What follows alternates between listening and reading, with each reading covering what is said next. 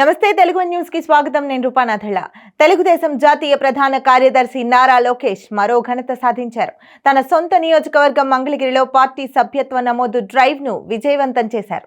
తెలుగుదేశం పార్టీకి పెద్దగా లాయికి లేని నియోజకవర్గంగా ముద్రపడిన మంగళగిరి నియోజకవర్గం నుంచి పోటీ చేసి తొలిసారి పరాజయం పాలైన లోకేష్ పార్టీ అధినేత కుమారుడిగా పార్టీ జాతీయ ప్రధాన కార్యదర్శిగా రెండోసారి సేఫ్ నియోజకవర్గాన్ని ఎంచుకునే అవకాశం ఉండి కూడా పోయిన చోటే వెతుక్కుంటాను, అపజయం ఎదురైన చోటే విజయ కేతనం ఎగురవేసి సత్తా చాటుతానని పట్టుబట్టి అదే నియోజకవర్గం నుంచి పోటీ చేసి 90,000 పైచిలుకు ఓట్ల మెజారిటీతో విజయం సాధించారు. 2019 ఎన్నికలలో మంగళగిరిలో ఎదురైన పరాభవాన్ని ఛాలెంజ్ గా తీసుకున్నారు. ఆ తర్వాత 5 ఏళ్ల పాటు మంగళగిరి నియోజకవర్గాన్ని తన నివాసంగా మార్చుకున్న లోకేష్ యువగలం పాదయాత్ర సందర్భం వినా మరెన్నడూ నియోజకవర్గాన్ని విడిచిపెట్టలేదు. అన్ని వర్గాల ప్రజలతో మమేకమై అందరివాడు అనిపించుకున్నాడు. విజయం తరువాత కూడా ప్రజా దర్బార్లతో నిత్యం ప్రజలకు అందుబాటులో ఉంటున్నారు.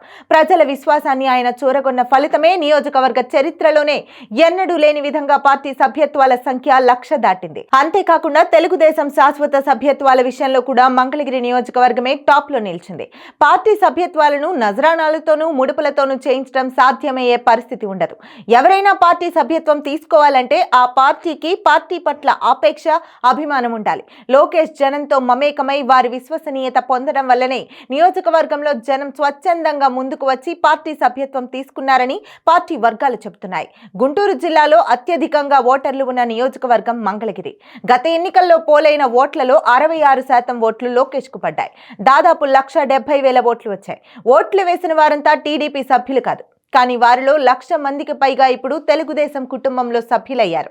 కార్యకర్తలకు లోకేష్ అండగా ఉంటారన్న భరోసా కలగడంతోనే ఈ స్థాయిలో సభ్యత్వాలు నమోదయ్యాయని పరిశీలకులు విశ్లేషిస్తున్నారు.